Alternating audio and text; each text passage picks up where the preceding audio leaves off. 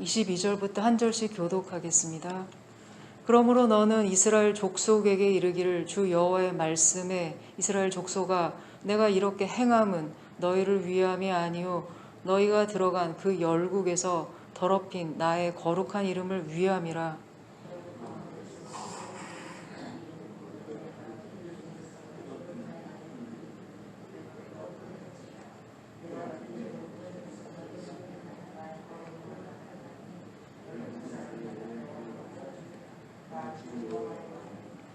내가 너희를 열국 중에서 취하여 내고 열국 중에서 모아 데리고 고토에 들어가서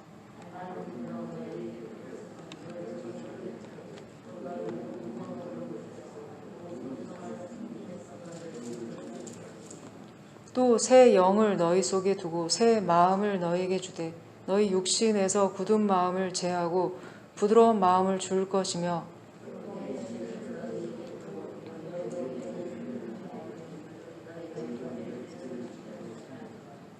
내가 너희 열조에게 준 땅에 너희가 거하여 내 백성이 되고 나는 너희 하나님이 되리라.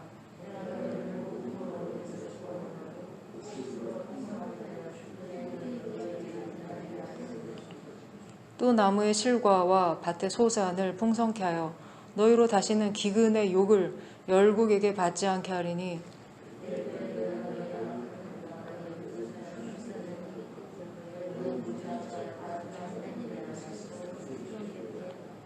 나 주 여호와가 말하노라. 내가 이렇게 행함은 너희를 위함이 아닌 줄을 너희가 알리라. 이스라엘 족속아 너희 행위를 인하여 부끄러워하고 한탄할지어다.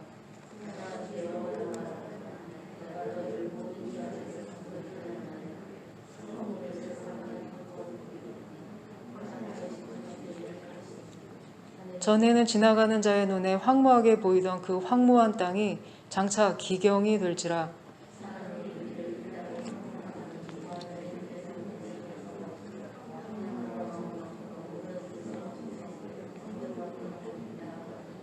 너희 사면에 남은 이방 사람이 나 여호와가 무너진 곳을 건축하며 황무한 자리에 심은 줄 알리라. 나 여호와가 말하였으니 이루리라.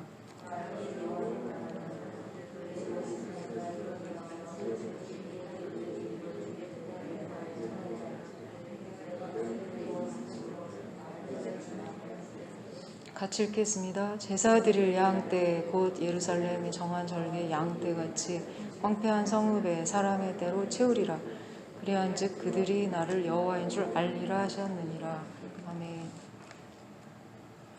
사람의 뱃속에 살아있는 피가 아니라 썩은 피가 고이게 된다면 심각한 문제가 생길 겁니다. 책에서 어느 여선교사님의 간증을 보게 되었습니다. 의료가 낙후된 지역에 선교사로 가서 또 결혼도 그곳에서 하셨는데 그만 임신 중에 아기가 유산되고 말았습니다. 그 나라 지역병원에서 응급처치만 받고 지내시다가 그 위험한 상황에 이르게 되었습니다. 그래서 결국은 국내 병원에 들어와서야 그 배출되지 못한 그 피를 제거하고 치료가 되셨다고 합니다. 불순한 피는 반드시 몸 밖으로 배출되어야 합니다. 하나님은 이스라엘 자손들의 죄에 대해서 아주 거북한 표현까지 사용하고 계십니다. 여성의 생리혈에 또 비유하고 계셨죠. 저희가 다 읽지는 않았습니다. 앞 구절에 나옵니다. 그들의 죄가 너무 가증스러웠기 때문입니다. 그 죄가 무엇일까요? 우상 숭배입니다. 그들의 고질적인 병은 하나님의 은혜로 만족하지 못한 데 있었습니다. 그래서 다른 이방신을 함께 섬겼고 바알 우상은 음란함을 끌어들이게 되었습니다. 하나님은 극단의 조치로 자기 백성을 바벨론 포로로 보내십니다. 적어도 바벨론에는 바알 우상이 없었기 때문이죠. 그런데 그곳에 가서도 이스라엘의 죄는 쉽게 정화되지 않았고 심각했습니다. 22절 하반절입니다. 이스라엘 족속아 내가 이렇게 행함은 너희를 위함이 아니요 너희가 들어간 그 여러 나라에서 더럽힌 나의 거룩한 이름을 위함이라. 유다 백성의 죄를 더러움에 비유하고 계십니다. 그들의 피가 깨끗이 정화되는데 무려 70년이나 걸렸습니다. 아프다고 하면서 칼대는 수술을 두려워만 한다면 더러운 피가 제거될 수 없습니다. 하나님은 유다의 멸망이라는 수술로 자기 백성을 살리기로 하셨고 바벨론에 가서도 그들을 정화시키는 후속 조치를 취하고 계십니다. 여기서 하나님의 자세한 치료 과정이 소개되고 있습니다. 25절과 26절을 같이 읽겠습니다. 맑은 물을 너희에게 뿌려서 너희로 정결하게 하되 곧 너희 모든 더러운 것에서와 모든 우상 숭배에서 너희를 정결하게 할 것이며 또 새 영을 너희 속에 두고 새 마음을 너희에게 주되 너희 육신에서 굳은 마음을 제거하고 부드러운 마음을 줄 것이며. 하나님의 수술 과정이 나오고 있습니다. 먼저 죄악으로 더럽혀진 마음을 맑은 물로 씻어서 정결케 하십니다. 수술실에 들어가면 제일 먼저 소독이 이루어져야겠죠.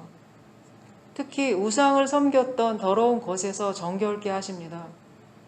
그리고 바닥까지 내려간 그들에게 따뜻한 위로의 말씀을 주십니다.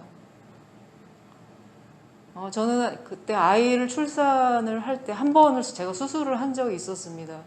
그때 수술실에 들어갈 때 그 간호사가 따뜻하게 이렇게 격려해주는 말을 했던 게 기억이 납니다. 마취가 들어가기 전이었는데 그 말이 그래도 조금은 위로가 되었습니다.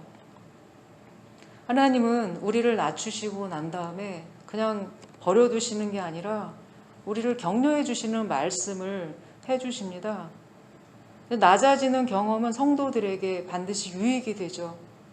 속이 너무 거칠어진 상태에서는 하나님의 지성소에 들어갈 수가 없습니다. 내가 의지하던 것이 무너져 내리고 교만이 깨지는 과정이 반드시 필요합니다. 성령이 우리를 찾아오시면 돌처럼 굳은 마음을 제거하십니다.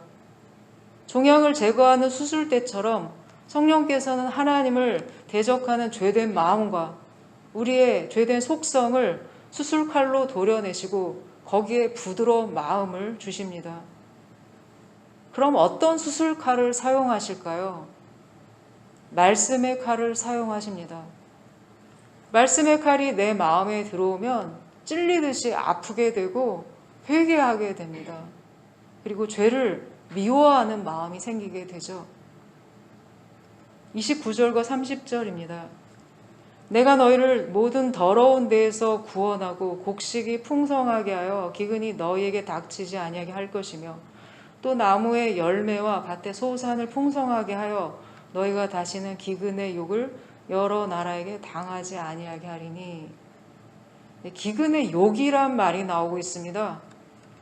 새 번역에서는 다시는 굶주림 때문에 다른 여러 나라에 조롱을 받지 않게 하겠다 이렇게 나옵니다. 이제 다시 기근이 없고 궁핍해서 사람들에게 쫓겨다니지 않게 된다고 약속하십니다. 성읍의 인구가 늘게 하시고 에덴 동산처럼 살기 좋은 곳이 되게 하겠다고 약속을 하십니다.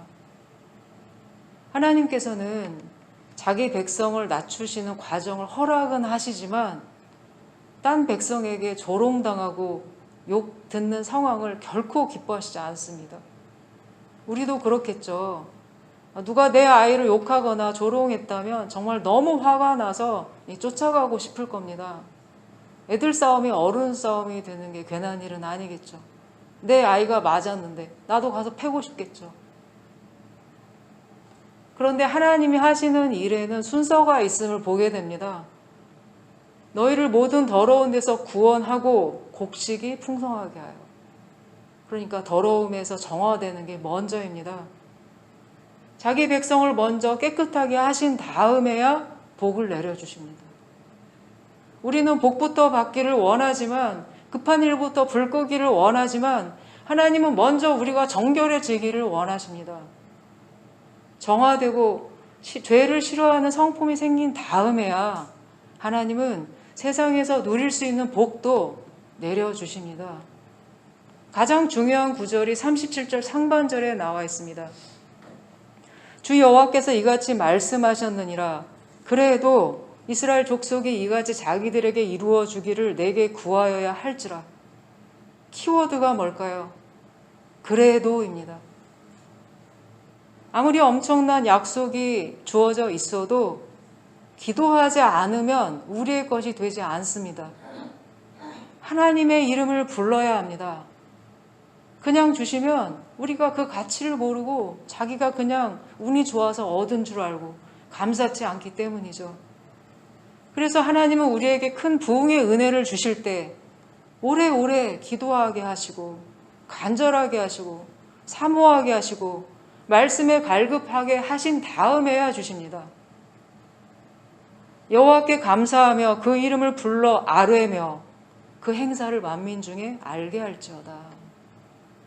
하나님께 감사하며 그 이름을 부르는 하루가 되시기를 간구합니다. 기도하겠습니다.